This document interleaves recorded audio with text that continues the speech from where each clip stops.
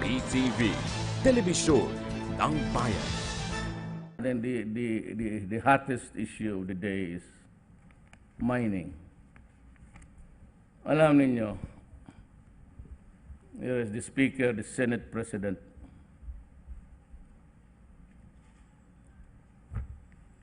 Kayong mga mining, I know that you are funding the opposite side.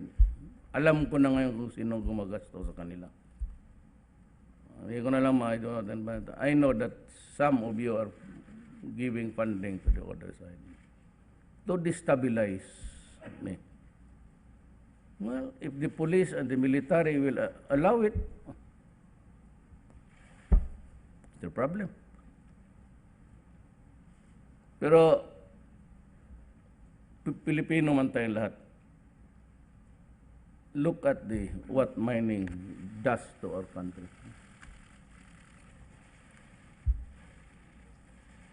Bali, ibigay ko ito sa iyo. Huwag din yung just return it. I'm not saying it.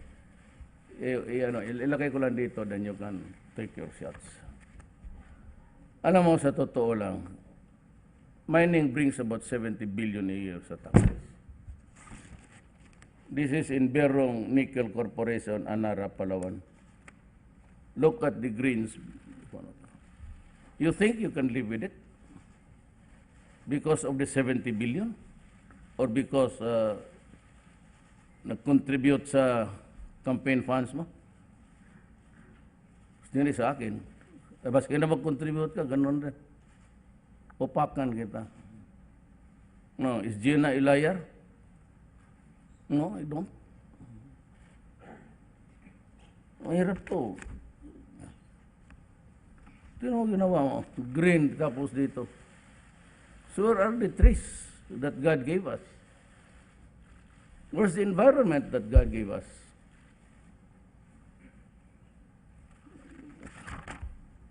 Berong Nickel Corporation, Nara, Palawan, City Nickel Mines and Development Corporation.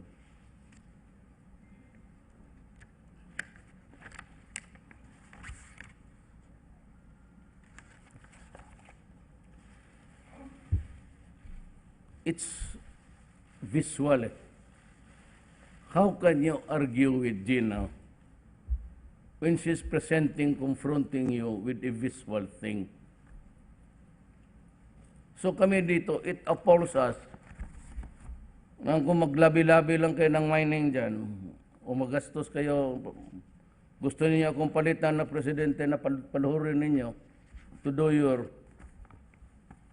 bidding, o siya na gold.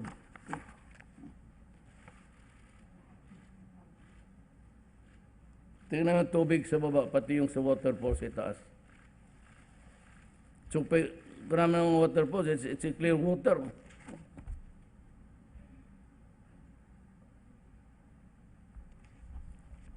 Ang problema nito, we have to talk with the mining people. Not even Gina now is really the controlling. Lahat tayo sa gobyerno, pati sa akin.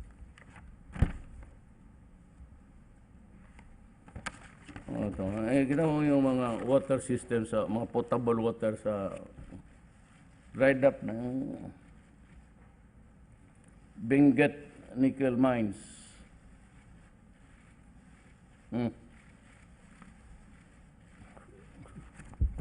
Kung maubos na ito, maghanap pa sila ng aba. They will dig in other, oh my God.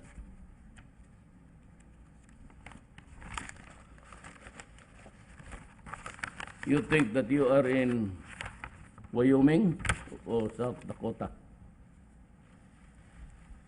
With the heartland of Benguet Corporation. Desert. Ramen Minerals. Desert. Ramen Minerals. Despoiled environment.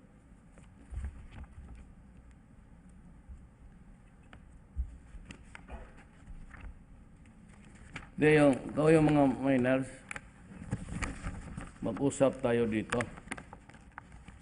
Gusto ninyo, tayo lang. O media, explain to me kung bakit ganito. And you explain well to me bakit ganito. Explain to us, to the lawmakers, such degradation of. Kami yung nasa kami yung, kaya nandito, importante nandito si Senate President, pati nandito si Bebot. Because kami yung nasa gobyerno ngayon. Tapos i-charge mo sa akin ito sa aking panahon. Ay, anak ng... sino ba nanagot nito? Di ako, pati ito. Kayo yung nasa power. Kayo yung pretentious dyan that we will work for the benefit of the people. God damn these people, you're always forgotten.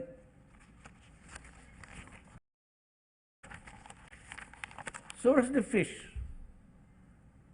So where's the marine life? Or where's the aquatic life there? Ano yung kakaingin ng tao yung mga mahirap lang dito? Dos kukuha lang nga ng halwan para makaulam.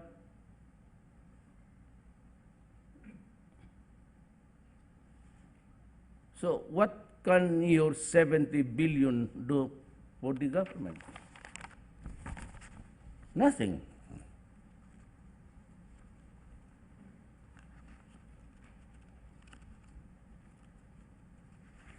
Maybe it would be worth the while of Gina to reimpose the ban. Total muna tayo, para tapos mag-usap. Dito magprangka-prangkahan tayo. Emir Minerals and Emir Minerals Corporation. Explain to me, how is this? Sabihin mo sa akin, dito magharapan tayo. What have you done to my country? Kasi pag hindi ba ako sagot ng putang ina, isampal ko itong papel sa mukha mo. Explain to me, bakit ganito?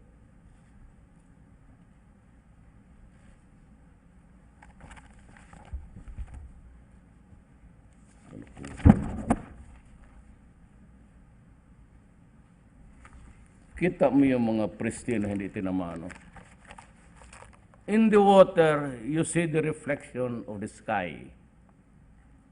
Hindi maganda tignan. At least sa mga anak natin gusto ng adventure. They're in the wings waiting to take over this country. Look at what a clear water, a body of water, can mirror. It mirrors the sky with the clouds. Nagkamali ba si Gina dyan? Tapos maraming palabas na gano'n, na disgrasya. So what? Ako, nun sa orthopedic hospital, nadala ako dyan. I forgot the year, 70, check ninyo. I was comatose also for 7 days. Tapos hindi na ako pwede kasi nabunggo yung ulo ko. Adnama. Claver Miral. Ang problema nito, hinuhuli natin yung Pilipino na maliit, magkaingin. But ito sila, dig and cut and make it clean.